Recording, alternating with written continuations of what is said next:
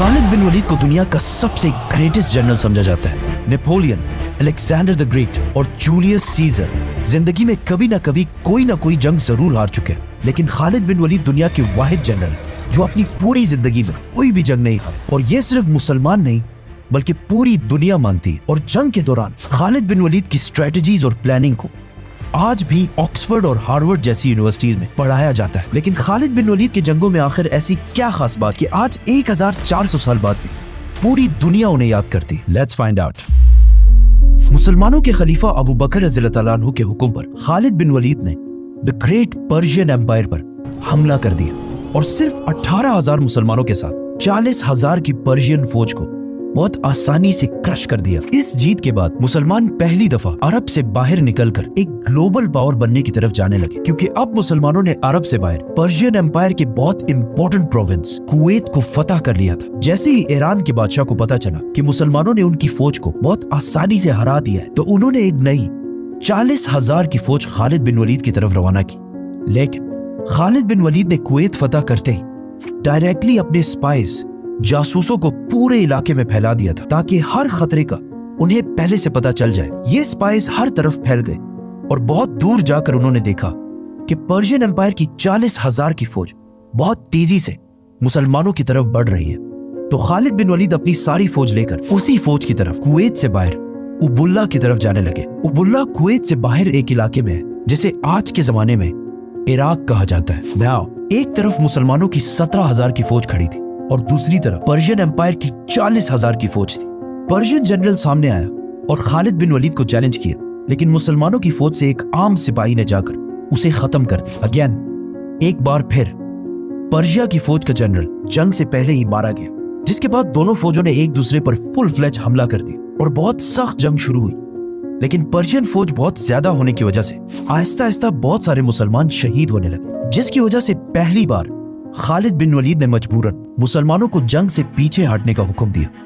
और ऐसा लगने लगा कि मुसलमान फाइनली जंग छोड़कर भाग रहे हैं। ये देखकर पर्शियन फौज जीत की खुशी में बहुत तेजी से मुसलमानों का पीछा करने लगी। पर्शियन फौज मुसलमानों के पीछे इतनी तेजी से आई कि इनके फौज के दो लाइन्स एक दूसरे से बहुत दूर हो गए।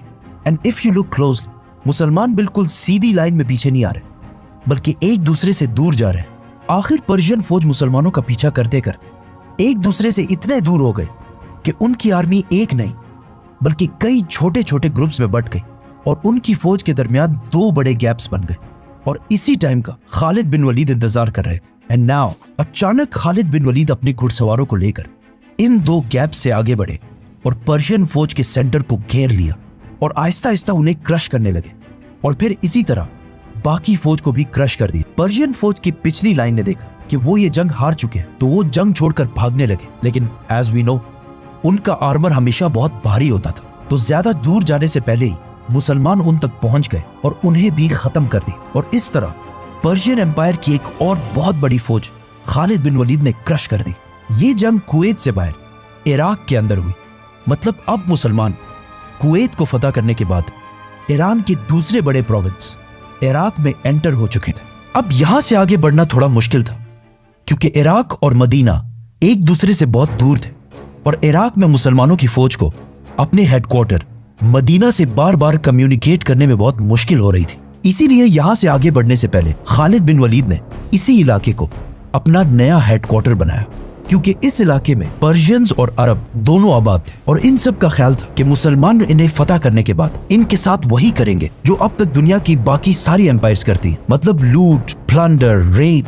लेकिन खालिद बिन वलीद ने अबू बकर रज़ियल्लाहु तआला अन्हु के हुक्म पर इस इलाके की सारी प्रॉपर्टीज उन्हीं लोगों को वापस कर दी और किसी से भी जबरदस्ती कोई भी चीज नहीं छीनी। और बहुत तेजी से इस इलाके में बहुत सारी अदालतें, कोर्ट्स बनाए और इन कोर्ट्स में जजेस बड़े बड़े सहाबा को बनाए, जिसकी वजह से बहुत तेजी से इस इलाके में पहली बार जस्टिस, इंसाफ कायम होने लगा। इसके बाद खालिद बिन वलीद उनके मार्केट्स और बिजनेस की तरफ आए और सबसे कहा कि बिजनेस उसी तरह जारी रखो जिस तरह इससे पहले था। लेकिन आज के बाद यहाँ सूद कोई भी नहीं लेगा। जंग सिर्फ तलवारों से नहीं बल्कि इकोनॉमी से भी लड़ी जाती है। इसीलिए खालिद बिन वलीद ने दोबारा अपनी फौज की इकोनॉमी मजबूत करने के लिए इस इलाके के नॉन मुस्लिम्स पर जिजिया टैक्स लगाया। ये कोई नया टैक्स नहीं था, बल्कि इससे पहले इसी इलाके से पर्शियन एम्पायर भी टैक्स लिया करती थी, लेकिन खालिद बिन वलीद ने जो जिजिया टैक्स लगाया वो उस टैक्स से बहुत कम था जो इससे पहले ईरान लिया करता था। ये सब देखकर वहाँ की लोकल आबादी ने सोचा कि ये तो मुसलमान पर्शियन एम्पायर से बहुत अच्छे हैं, इसीलिए बहुत तेजी से इस इलाके के लोग इस्लाम की तरफ आने लगे और खालिद बिन वलीद की फौज में शामिल होने लगे, जिससे मुसलमानों की फौज दोबारा बढ़ने लगी और जिजिया और ज़कात टैक्स की वजह से मुसलमानों की फौज के पास पैसा भी आने लगा। मतलब आजकल लोगों का ख्याल है कि खालिद बिन वलीद सिर्फ जंग ही लड़ सकते थे, हालांकि खालिद बिन वलीद हमेशा जंग के साथ साथ इन इलाकों की जस्टिस और इकोनॉमी को भी इम्प्रूव करते जाते थे। नाउ मुसलमानों ने कुवैत के साथ साथ इराक के साउथ को भी फतह कर लिया था, जो पर्शियन एम्पायर के लिए दूसरा बहुत बड़ा झटका था। जब पर्शियन बादशाह को एक बार फिर खबर मिली कि उनकी एक और फौज मुसलमानों से बुरी तरह हार चुकी है, तो उन्होंने दोबारा अपनी एम्पायर के नॉर्थ और ईस्ट से 2 नई फौजें मुसलमानों की तरफ रवाना की और उन्हें इस जगह वलाजा में एक साथ मिलकर मुसलमानों को खत्म करने का हुक्म दिया। बट पर्शियन बादशाह हर तरफ से फौज जमा कर रहे हैं सिवाय अपने वेस्टर्न बॉर्डर से, क्योंकि ये बॉर्डर रोमन एम्पायर के साथ टकराता था और ईरान के बादशाह को यह टेंशन भी थी कि कहीं रोमन एम्पायर इस सब का फायदा उठाकर पर्शियन एम्पायर पर हमला ना कर दे। लेकिन रोमन एम्पायर ने कभी भी हमला नहीं किया, क्योंकि कुछ ही अरसे बाद मुसलमानों ने रोमन एम्पायर पर भी हमला कर दिया, जिसे हम इसी स्टोरी में एक्सप्लेन करेंगे। तो सब्सक्राइब। खालिद बिन वलीद ने जिन इलाकों को फतह किया उनमें से बहुत सारे लोगों ने इस्लाम कबूल कर लिया और अब वो सारे लोग मुसलमानों के लिए स्पाइज और जासूस बन चुके थे, जिसकी वजह से मुसलमानों की इंटेलिजेंस एजेंसी और भी ज्यादा स्ट्रॉन्ग होने लगी, क्योंकि ये नए मुसलमान ईरान को अरबों से बहुत ज्यादा अच्छी तरह समझते थे, जिसकी वजह से खालिद बिन वलीद तक ये खबर बहुत तेजी से पहुंची कि 2 बहुत बड़ी फौजें उनकी तरफ तेजी से बढ़ रही हैं। और खालिद बिन वलीद को इस बात का पता था कि अगर ये 2 फौजें एक जगह पर यूनाइट हो गई तो इन्हें हराना इम्पॉसिबल हो जाएगा। तो मुसलमानों ने इस सब को रोकने के लिए प्लानिंग शुरू कर दी। मुसलमानों ने देखा कि ये 2 फौजें जिस इलाके से आ रही हैं वो इलाका बहुत ही ग्रीन और पहाड़ी इलाका है और ये लोग डेजर्ट के बिल्कुल भी आदी नहीं है, इसीलिए मुसलमान अगर डेजर्ट की तरफ से जाएंगे तो वो इनमें से एक फौज तक बहुत तेजी से पहुंच सकते हैं। तो खालिद बिन वलीद अपनी फौज लेकर फुल स्पीड इराक के डेजर्ट को क्रॉस करते हुए पहली फौज के पास वलाजा पहुंचे। मुसलमानों और पर्शियंस की पहली फौज वलाजा में आमने सामने हुई। पर्शियन फौज का जनरल ये देखकर हैरान हो गया कि जितना उसे बताया गया था उससे तो मुसलमानों की फौज बहुत ही कम है। मतलब मुसलमानों में ज्यादा पैदल सोल्जर्स हैं और घोड़े वाले तो बहुत ही कम है, जिसकी वजह से इस फौज में जीतने की काफी होप पैदा हुई। पर्शियन फौज से उनका चैंपियन सामने आया, जिसे उसकी बहुत बड़ी और स्ट्रॉन्ग बॉडी की वजह से पर्शियंस ने फारसी में एक बहुत मशहूर नाम दिया था, हजार मर्द, जिसका उर्दू और हिंदी में मतलब है हजार मर्द। खालिद बिन वलीद उस चैंपियन से लड़ने गए और कुछ ही टाइम में उसे मार दिया, जिसके बाद दोनों फौजें जंग के लिए तैयार हुई। लेकिन काफी टाइम गुजरने के बाद भी ईरान की आर्मी अपनी जगह पर ही खड़ी रही, क्योंकि वो ज्यादा से ज्यादा टाइम वेस्ट करना चाहते थे ताकि उनकी दूसरी फौज उनकी मदद के लिए पहुंच सके। लेकिन मुसलमानों का प्लान तो ये था कि उन्हें यूनाइट होने से पहले ही खत्म कर दिया जाए। इसीलिए मुसलमानों की फौज बहुत कम होने के बावजूद खालिद बिन वलीद ने उन्हें हमले का हुक्म दिया।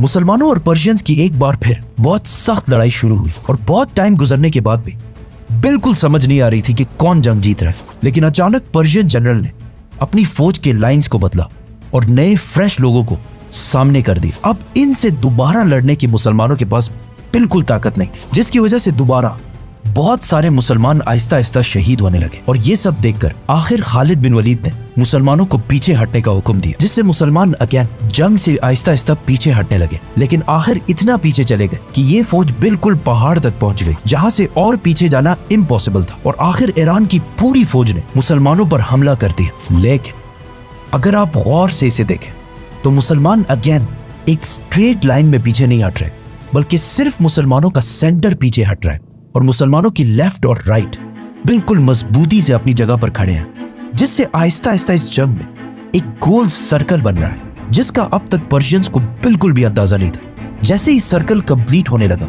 और पर्शियंस की सारी फौज इस सर्कल के अंदर एंटर हुई, खालिद बिन वलीद ने इशारा दिया और अचानक पर्शियन फौज के पीछे से 4000 हॉर्समैन घुड़सवार फुल स्पीड पर्शियन फौज के पीछे आने लगे। याद है ईरान के जनरल की जासूसों ने जितना उन्हें बताया था उससे मुसलमान बहुत कम थे, जिस पर वो बहुत खुश था। लेकिन असल में मुसलमान कभी कम थे ही नहीं। खालिद बिन वलीद ने जंग से पहले इन सारों को पर्शियन फौज के पीछे खड़ा किया हुआ था और बहुत देर से ये सब खालिद बिन वलीद के सिर्फ एक इशारे का इंतजार कर रहे थे। इसके बाद मुसलमानों ने पर्शियन फौज को हर तरफ से ऐसे घेर लिया कि कहा जाता है कि एक बंदा भी इस जंग से नहीं भाग सकता। ये कोई पहली दफा नहीं है कि खालिद बिन वलीद ने ये टैक्टिक यूज किया। इससे पहले जंग ओहद में इसी तरीके से उन्होंने मुसलमानों को भी हराया था, जिसमें रसूलुल्लाह सल्लल्लाहु अलैहि वसल्लम ने सहाबा को क्लियरली ऑर्डर्स दिए कि इस पहाड़ से नहीं उतरना। लेकिन जीत की खुशी में जब वो पहाड़ से नीचे उतर गए, खालिद बिन वलीद ने पहाड़ के पीछे से हमला कर दिया और पूरे जंग को बिल्कुल बदल दिया। और अब वही टैक्टिक उन्होंने पर्शियंस के खिलाफ भी यूज की। ईरान की इस फौज को हराने के बाद अब मुसलमान पर्शियन एम्पायर के बॉर्डर से निकलकर उनके सेंटर के करीब होने लगे और इसके कुछ ही अरसे बाद अबू बकर रज़ियल्लाहु तआला अन्हु ने ईरान के साथ साथ रोमन एम्पायर पर भी हमले का हुक्म दिया। रोमन और पर्शियन एम्पायर में मुसलमान इतनी तेजी से आगे बढ़ रहे थे कि इन दोनों एम्पायर्स ने देखा कि अगर ऐसे ही चलता रहा तो बहुत जल्द हम दोनों सुपर पावर्स खत्म हो जाएंगे। तो इसीलिए उन्होंने तारीख में पहली दफा रोमन और पर्शियन एम्पायर अपनी 700 साल पुरानी दुश्मनी खत्म करके मुसलमानों के खिलाफ यूनाइट हो गए। सब्सक्राइब।